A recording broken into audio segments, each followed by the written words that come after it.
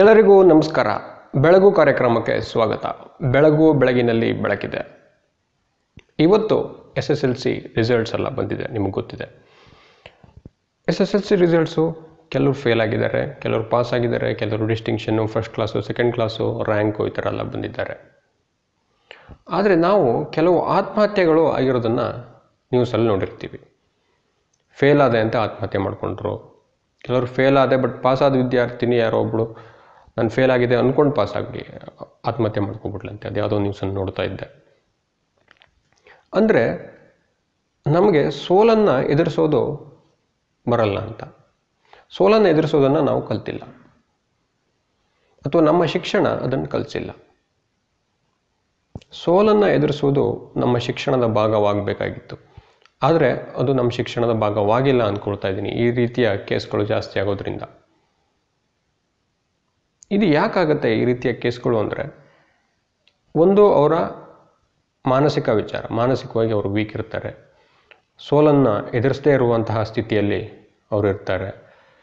ಅವ್ರ ಮನೆಯಲ್ಲಿ ಅವ್ರಿಗೆ ಒಂಥರ ಪ್ರೆಷರ್ ಇರ್ಬೋದು, ಸಮಾಜದಲ್ಲಿ ಒಂದು ಪ್ರೆಷರ್ ಇರ್ಬೋದು, ಅಕ್ಕಪಕ್ಕದವ್ರನ್ನ ನೋಡಿ ಒಂದು ರೀತಿಯ ಮನಸ್ಥಿತಿ ಉಂಟಾಗಿರ್ಬೋದು. ಅವರೆಲ್ಲ ಪಾಸಾಗಿರ್ತಾರೆ, ಫಸ್ಟ್ ಕ್ಲಾಸಲ್ಲಿ ಇರ್ತಾರೆ, ಅವ್ರ ಫ್ರೆಂಡ್ಸ್ ಎಲ್ಲ ಪಾಸಾಗಿರ್ತಾರೆ, ಇವ್ರು ಮಾತ್ರ ಫೇಲ್ ಆದ ತಕ್ಷಣ ಏನೋ ಒಂದು ರೀತಿ ಬೇಜಾರಾಗುತ್ತೆ. ಹಾಗಾಗಿ ಅದನ್ನು ಗಮನದಲ್ಲಿಟ್ಕೊಂಡು ಅವರು ವೀಕ್ ಆಗಿ ಈ ರೀತಿಯ ಕೃತ್ಯಗಳಿಗೆ ಮುಂದಾಗ್ಬಿಡ್ತಾರೆ.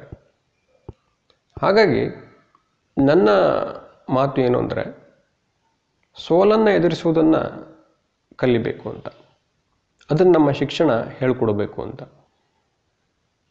ಮನೆಯಲ್ಲಿ ಹೇಳ್ಕೊಡ್ಬೇಕು. ಮನೆಯಲ್ಲಿ ಎಷ್ಟೋ ಸಲ ಪೋಷಕರು ಇವರಿಗೆ ಮಾರ್ಕ್ಸ್ ಜಾಸ್ತಿ ತಗೊಳ್ಳಿ ಅಂತ ಪ್ರೆಷರ್ ಹಾಕ್ತಾ ಇರ್ತಾರೆ, ಅಥವಾ ಪಾಸ್ ಆಗಿ ಅಂತ ಪ್ರೆಷರ್ ಹಾಕ್ತಾ ಇರ್ತಾರೆ. ಅದರಿಂದ ಅವರಿಗೆ ಒಂದು ರೀತಿಯ ಮನೋವೈಕಲ್ಯ ಉಂಟಾಗಿ ಈ ಥರ ಫೇಲ್ ಆದರೆ ನಮ್ಮ ಮನೇಲಿ ಏನು ಹೇಳ್ತಾರೆ, ನಮ್ಮ ನೆಂಟರು ಏನು ಹೇಳ್ತಾರೆ, ನಮ್ಮ ಫ್ರೆಂಡ್ಸ್ ಏನು ಹೇಳ್ತಾರೆ, ಊರಲ್ಲಿ ಏನು ಹೇಳ್ತಾರೆ, ಇದು ಉಂಟಾಗಿ ಅವರು ಆತ್ಮಹತ್ಯೆಗೆ ಎಡೆ ಮಾಡಿಕೊಳ್ಳುವ ಸಂದರ್ಭ ಉಂಟಾಗುತ್ತೆ. ಆದ್ದರಿಂದ ಎಲ್ಲರೂ ಏನನ್ನು ತಿಳ್ಕೊಬೇಕು ಅಂದರೆ, ಒಂದು ಜೀವನ ತುಂಬ ದೊಡ್ಡದು. ನಿಮ್ಮ ಈ SSLC PUC ಇದೊಂದೇ ಅಲ್ಲ, ಇದು ಭಾಳ ಮುಖ್ಯವಾಗುತ್ತೆ, ನಿಮಗೆ ಫೌಂಡೇಶನ್ ಆಗುತ್ತೆ. ಆದರೆ ಎಷ್ಟೋ SSLC ಫೇಲ್ ಆದವರು ಜೀವನದಲ್ಲಿ ಅತ್ಯುತ್ತಮವಾದದ್ದನ್ನು ಸಾಧಿಸಿದ್ದನ್ನು ನೀವು ನೋಡಿರ್ತೀರ, ಉದಾಹರಣೆಗಳಿದೆ. ಹಾಗಾಗಿ ನಾವು ಇದೊಂದೇ ವಿಚಾರವನ್ನು ಇಟ್ಕೊಂಡು ಇದು ನಮ್ಮ ಒಂದು ಭಾಗವಾಗಬೇಕೇ ವಿನಃ ಇದನ್ನೇ ನಾವು ಸರ್ವಸ್ವ ಅಂತ ಅಂದ್ಕೊಂಡ್ರೆ ಅದು ತಪ್ಪಾಗುತ್ತೆ.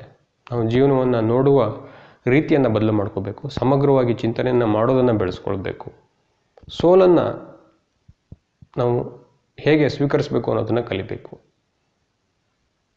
ಆಗ ಮಾತ್ರ ನಾವು ಇಂಥದ್ದನ್ನೆಲ್ಲ ಫೇಸ್ ಮಾಡೋಕ್ಕಾಗುತ್ತೆ. ಜೀವನದಲ್ಲಿ ಸಾಕಷ್ಟು ಸೋಲುಗಳು ಬರುತ್ತೆ. ನಾನು ಒಂದು ಕೋಟನ್ನು ಮೊನ್ನೆ ಬರೆದಿದ್ದೆ.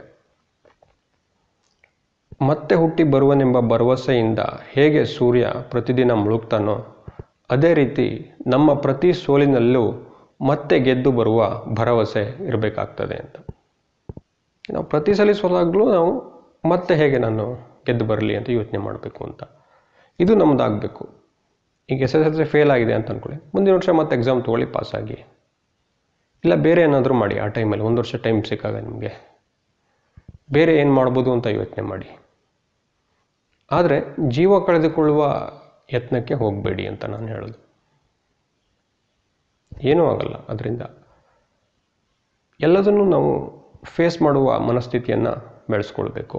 ನಮ್ಮ ಶಿಕ್ಷಣ ಇದನ್ನು ಕಲಿಸ್ಬೇಕು, ನಮ್ಮ ಪೋಷಕರು ನಮ್ಮ ಮಕ್ಕಳಿಗೆ ಇದನ್ನು ಕಲಿಸ್ಬೇಕು, ನಮ್ಮ ಮೇಷ್ಟ್ರುಗಳು ನಮ್ಮ ಮಕ್ಕಳಿಗೆ ಇದನ್ನು ಕಲಿಸ್ಬೇಕು ಅಂತ ಹೇಳಿ ಈ ವಿಡಿಯೋವನ್ನು ಮುಗಿಸ್ತೇನೆ. ಧನ್ಯವಾದಗಳು.